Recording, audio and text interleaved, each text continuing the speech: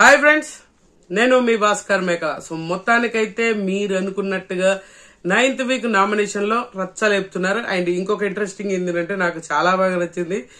ప్రతిసారి జరిగే నామినేషన్సే, బట్ ఈసారి కొత్తగా కొంతమంది నామినేషన్ లోకి వచ్చారు. అది హ్యాపీగా అనిపించింది. ఆ హ్యాపీ ఎందుకనేది మీరు వీడియో చూస్తే అర్థమవుతుంది.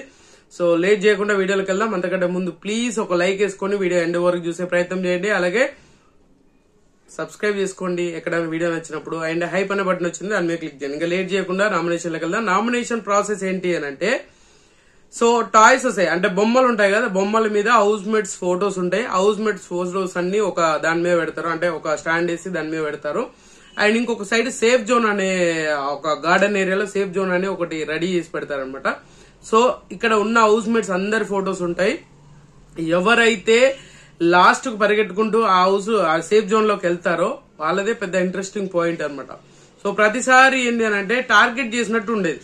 ఏం టార్గెట్ చేసినట్టు, ఆ బొమ్మ పట్టుకొని ఈ సీజన్ లో మీరు ప్రోమో చేసినప్పుడే అర్థమైపోయింది.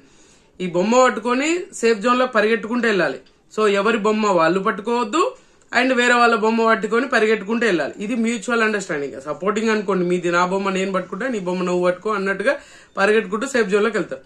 ఎవరైతే లాస్ట్ గా ఎండ్ లో వెళ్ళిపోతారో వాళ్ళు అండ్ అలా ఉన్న ఫోటో, ఆ బొమ్మ మీద ఉన్న ఫోటో ఎవరైతే ఉన్నారో ఆ ఇద్దరు నామినేషన్ జోన్ కు వస్తారు. అందులో నుంచి ఎవరు నామినేట్ అవుతారు అనేది ఆర్గ్యుమెంట్ చేసుకుని రచ్చలేపుకొని ఎవరి కాళ్ళు డిసైడ్ అయ్యి ఇద్దరిట్లలో ఒకరు నామినేషన్ లోకి వస్తారు, ఒకరు సేఫ్ జోన్ లోకి వెళ్తారు. ఇది ప్రాసెస్ క్లియర్ గా. నాకు ఇక్కడ ఇంట్రెస్టింగ్ అనిపించింది ఏంటంటే, ఎవరైతే వదిలేద్దాం అరే వాళ్ళని నామినేట్ చేద్దాము అనే వాళ్ళు బొమ్మను పట్టుకుంటారో వాళ్ళు ఉండిపోవడం వల్ల వీళ్ళు కూడా నామినేషన్ జోన్ కు వస్తారు. సో ఇది ఇక్కడే ట్విస్ట్ అనమాట బిగ్ బాస్. ప్రతిసారి ఏంటంటే ఆ బొమ్మ పట్టుకొని ఎవరైతే వెళ్తారో వాళ్ళు సేఫ్ జోన్ లో ఉంటారు, మిగతా వాళ్ళు ఎలిమినేట్ అవుతూ ఉంటారు. సో అలా ఉండేది. ఇప్పుడు అలా కాదు, చాలా ఇంట్రెస్టింగ్ గా మారింది అనమాట. సో మార్పులు చేర్పులు మంచిగానే ఉన్నాయి. అండ్ ఇంకొకటి ఏంటంటే, దివ్య కెప్టెన్సీ పవర్ తోటి ఒక షాకింగ్ డెసిషన్ తీసుకుంది. బట్ వీళ్ళందరూ కలిసి తనుజను ఒంటి చేత్తో విన్నర్ చేయాలనే టార్గెట్ లో ఉన్నారనుకుంటా. ప్రతిసారి నామినేషన్ లకు తీసుకొస్తారు. గ్యాప్ ఇవ్వరా? అట్లీస్ట్ ఆమెకు ఊపిరి పీల్చుకునే గ్యాప్ కూడా ఇచ్చేటట్లేరు మీరు. ఎందుకంటే ఎక్కువ సార్లు నామినేషన్ లోకి వస్తే విన్నింగ్ ఛాన్సెస్ అంత బెటర్మెంట్ అవుతాయి. అది సింపుల్ లాజిక్, ప్రతి సీజన్ లో జరిగేది అదే.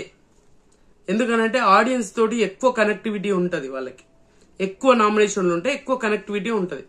సో మొత్తం ఓవరాల్ గా 8 మెంబర్స్ నామినేషన్ లో ఉన్నారు. ప్రజెంట్ అయితే 7 మెంబర్స్ డైరెక్ట్ దివ్య నామినేట్ చేయడం వల్ల 8 మెంబర్స్ నామినేషన్ లో ఉన్నారు. 9th వీక్ ఆఫ్ నామినేషన్స్ అనమాట. సో ఎవరు ఆ నామినేషన్ లోకి వచ్చింది, ఎవరు ఏంటి అని అంటే, భరణి గారు మళ్ళీ నామినేషన్ లోకి వచ్చారు. అండ్ పెద్ద ఆయన సేఫ్ జోన్ ఆడితే ఈసారి ఇంటికి పంపిస్తే ఇంకా మళ్ళీ తిరిగి చూడాల్సిన అవసరం ఉండదు. ఇప్పటికైనా కళ్ళు తెచ్చుకొని దుమ్ము లేపే భరణి గారిని, మనం ఏదైతే విలన్ భరణి గారిని అనుకుంటున్నామో ఆయనను చూపిస్తే గానీ మనం ఆడియన్స్ గా సాటిస్ఫై అవ్వలేరేమో. సో అండ్ నెక్స్ట్ వచ్చేసరికి మాత్రం సుమన్ శెట్టి సెల్ఫ్ గోల్ వేసుకున్నట్టుగా అనిపించింది. సుమన్ అన్నకు తనుజ సుమన్ అన్న అంటే ఆమె ఫోటో పట్టుకొని వచ్చాడు అండ్ లాస్ట్ లో ఉన్నాడు.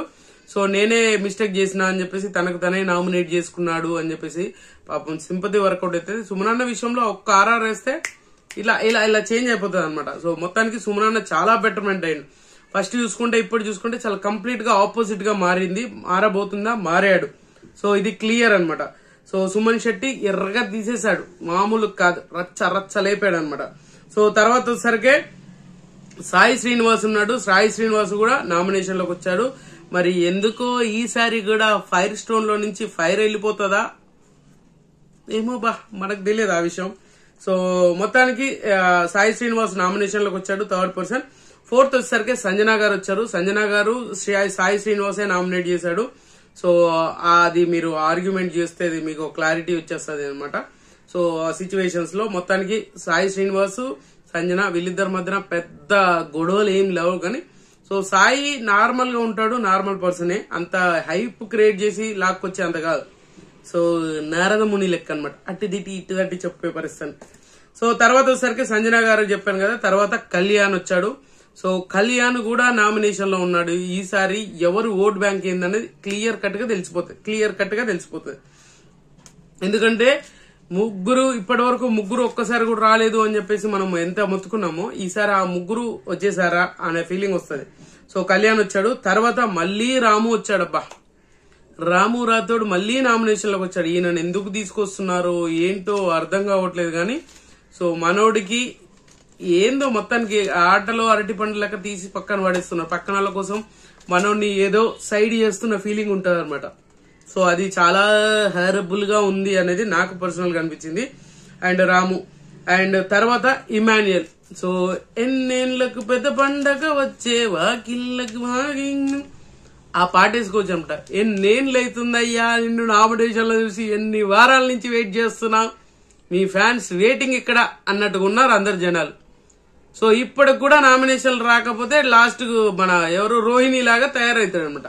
లాస్ట్ సీజన్ రోహిణి నామినేషన్ లో రాక రాక రాక రాక ఒకసారి నామినేషన్ లోకి వస్తే టాటా బై బై చెప్పినట్టుగా. సో ఇప్పటికి కూడా నామినేషన్లు రాకపోతే ఇంకా విన్నింగ్ ఛాన్సెస్ కంప్లీట్ గా వదిలేసుకున్నట్టే అనుకున్నాం. బట్ ఏదో కొంత చిగురించే అదే అయిపోయిందేమో. సో ఆయన ఫ్యాన్స్ మరి ఏ విధంగా రియాక్ట్ అవుతారో ఏంటో చూడాలి. ఇమాన్యుయల్ కూడా నామినేషన్ లోకి వచ్చాడు. ఇంకా ఇంట్రెస్టింగ్ అప్డేట్, ఇంట్రెస్టింగ్ టాపిక్ అనుకున్నాం కదా. సో దివ్యాకు ఒక స్పెషల్ పవర్ ఉంది, కెప్టెన్ గా ఒక స్పెషల్ పవర్. ఆ పవర్ ఏంటి అని అంటే డైరెక్ట్ గా ఒకరిని నామినేట్ చేయొచ్చు. మీరేమనుకుంటున్నారు? గెస్ చేయండి, సీరియస్ గా గెస్ చేయండి అబ్బా. ఎవరు నామినేట్ చేస్తారు అనుకుంటున్నారు?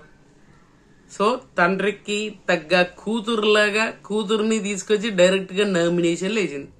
పాపం సుమనన్న ఎంత కష్టపడి నామినేషన్ లోకి వస్తే ఆటోమేటిక్ గా మనోడిని తీసుకొచ్చి తనుజాన్ని తీసుకొచ్చి డైరెక్ట్ గా నామినేషన్ చేసింది. ఆ డైరెక్ట్ గా నామినేషన్ ఏంటి పాయింట్స్? నువ్వు ఎక్కువ గొడవలలో నువ్వు ఇన్వాల్వ్ అవుతున్నావు, ఎక్కువ గొడవలు వస్తున్నాయి అనే పాయింట్ బేసిస్ మీద డైరెక్ట్ గా తనుజాన్ని నామినేట్ చేసింది దివ్య. సో దివ్యాని తనుజాకి అస్సలు పడట్లేదు. ఇద్దరి మధ్యన కోల్డ్ వార్ బాగా నడుస్తుంది. అది భరణి గారి గురించే నడుస్తుంది. వాళ్ళ సైడ్ వాళ్ళు, వీళ్ళ సైడ్ వీళ్ళు అన్నట్టుగా అది చేస్తుంది. ఇక్కడ తనుజ ఇంట్రెస్టింగ్ గా ప్రతి వారం నామినేషన్ లోకి వస్తుంది. యూనియానిమస్ ఓటింగ్ పడుతుంది. సో జనాలకు కంప్లీట్ గా వార్ వన్ సైడ్ చేసేటట్టుగా తయారవుతుంది అనమాట. సో అది మెయిన్ బేసిస్ అయిపోతుంది. వర్కౌట్ చేయడానికి మెయిన్ రీజన్ అదే అనమాట. ఊహించిన దానికంటే ఎక్కువ దారుణాలు జరుగుతున్నాయంటే ఇదే జరుగుతుంది పరిస్థితి. సో ఆ విధంగా ఆలోచించుకుంటే కొంచెం కాదు చాలా ఆలోచించాల్సిన పరిస్థితి వస్తుంది అనమాట. సో ఓవరాల్ గా 8 మెంబర్స్ నామినేషన్ లోకి వచ్చారు. 8 మెంబర్స్ నామినేషన్ లో ఈ వారం మీ సపోర్ట్ ఎవరు చేద్దాం అనుకుంటున్నారు? ఈ వారం ఎవరు ఎలిమినేట్ అయిపోతారు అని అనుకుంటున్నారు? అండ్ మీరు ఎవరికి ఓట్లు వేస్తున్నారు అనేది కింద కామెంట్ చేయండి. ఓట్లు వేయాలనుకుంటున్నారు, ఇంకా అఫీషియల్ కాదు, అన్అఫీషియల్ పోల్స్ అయితే ఉన్నాయి. మీరు కావాలంటే అక్కడ ఓట్స్ వేసుకోండి. ఒక క్లారిటీ విజన్ వచ్చేస్తుంది మీకు. సో అదే చెప్తున్నాను అనమాట. సో మొత్తానికి 9th వీక్ నామినేషన్ లో ఉంది 8 members. Bharani, Suman Shetty, Sai Srinivas, Sanjana, Kalyan, Ramu, Emmanuel and Tanuja. So వీళ్ళందరూ నామినేషన్ లోకి వచ్చారు. సో ఈసారి ఇమాన్యుయల్ నామినేషన్ లోకి రావడం మీద మీ అభిప్రాయం ఏంటి? ఇమాన్యుయల్ కు ఓట్లు వేస్తున్నారా? ఇమాన్యుయల్ ఇప్పటికన్నా వచ్చాడరా అబ్బా సాయిరామ్ అని అనుకుంటారా ఏందనేది కింద కామెంట్ చేయండి. సో ఖచ్చితంగా ఈ వీడియో మీకు నచ్చింది అనుకుంటున్నాను. నచ్చితే లైక్ చేయండి, షేర్ చేయండి, కామెంట్ చేయండి, సబ్స్క్రైబ్ చేయడం మర్చిపోవద్దు. And good luck.